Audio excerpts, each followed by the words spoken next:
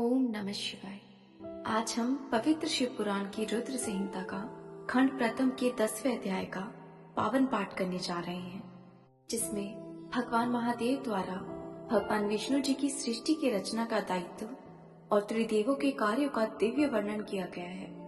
आइए श्रद्धा और भक्ति के भाव से इस दिव्य कथा का श्रवण करते हैं। हर हर महादेव।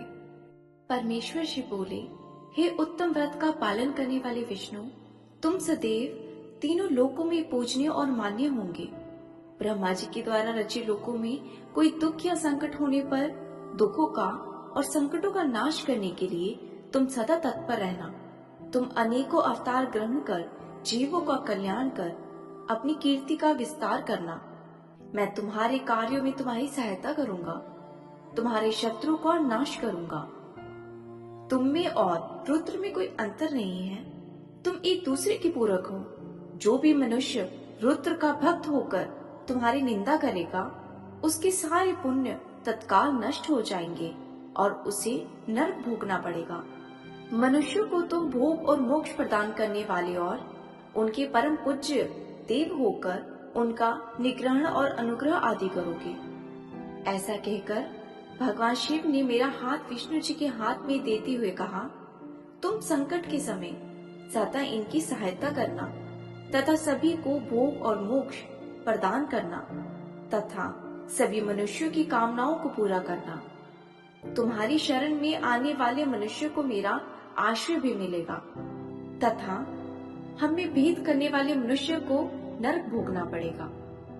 ब्रह्मा जी कहते हैं, देव ऋषि नारद भगवान शिव का यह वचन सुनकर मैंने और भगवान विष्णु ने महादेव जी को प्रणाम कर धीरे से कहा, हे करुणा निधि भगवान शिव शंकर जी, मैं आपकी आज्ञा मानकर यह सब कार्य करूंगा।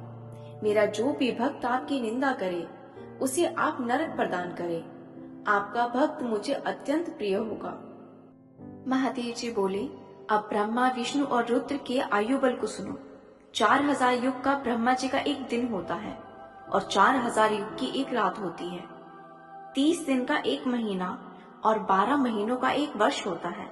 इस प्रकार के वर्ष प्रमाण से ब्रह्मा जी की 100 वर्ष की आयु होती है और ब्रह्मा जी का एक वर्ष विष्णु जी का एक दिन होता है।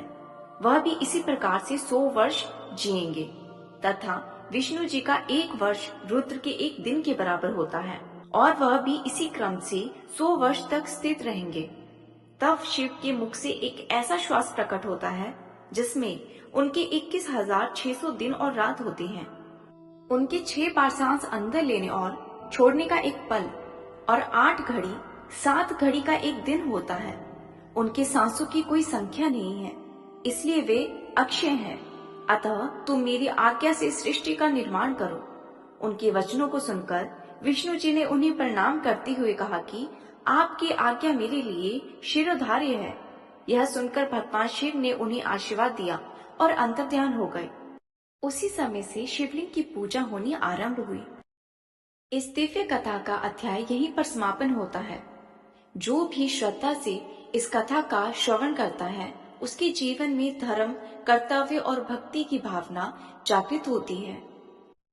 हर हर महादेव, हर हर महादेव, हर हर महादेव।